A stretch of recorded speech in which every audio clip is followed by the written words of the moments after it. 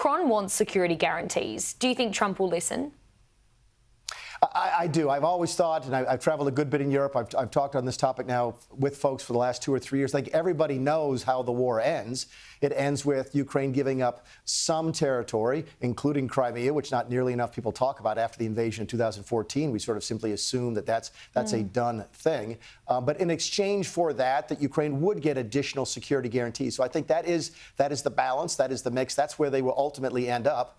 How the negotiations get to that point, well, of course, no one can say. But yes, I think at the end of the day, there'd be a ceding of some territory in the Ukraine in exchange for closer ties to the West, not including a cession into NATO. I think that's probably a red line for the Russians. I mean, Mick, what do you make of all of this about the rare minerals? Trump, has argued that Ukraine should give the US something in return for the aid that it's given, essentially. But this suggests Ukraine's rare minerals. What do you make of that? Yeah, that's Trump, the deal maker. It's really what it does is turns a lot of the grants into loans and so forth. And you did see Macron interrupt Trump and try to clarify the record on Europe. Europe is doing loans, which is, I think, the point Trump was trying to make. They're also doing grants.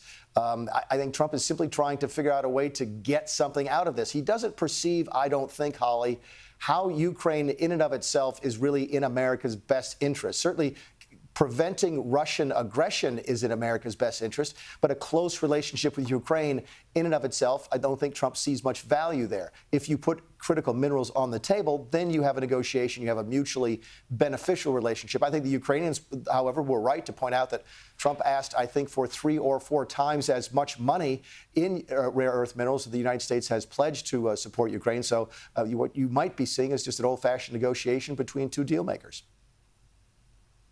Now, Mick, of course, Elon Musk is in our news cycle every day, just as much as Trump, almost. What's really going on here? What's your take on all of this? Yeah, there's 2 different discussions here, Holly. There's a discussion between the Trump team, or a battle, tension. Let's use that word. It's not a battle, and it's more than a discussion between the Trump team and the deep state. We're seeing a video this morning that someone at one of the government agencies put a very unflattering video of Donald Trump kissing Elon Musk's feet on the televisions at a federal agency. The deep state is real. Bureaucrats who work for the government, who hate Donald Trump, are real. And part of what you're seeing is the tension between the incoming Trump team and that deep state. The underlying, the larger, more interesting, I think, discussion is the tension between, in our government, the legislative branch and the executive branch. This goes all the way back to Thomas Jefferson. Presidents have always chafed at being told and required to spend money they don't want to spend.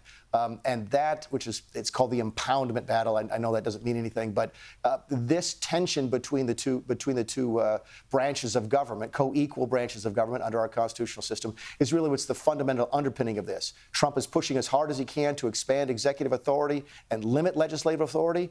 And when that happens, what you'll see is ultimately the Supreme Court will get involved, and we'll have a good long look at our Constitution about the interplay between the branches. Inevitably, the courts are going to get involved here. Mick, we have to leave things there for today. Always great to see you. Thanks so much.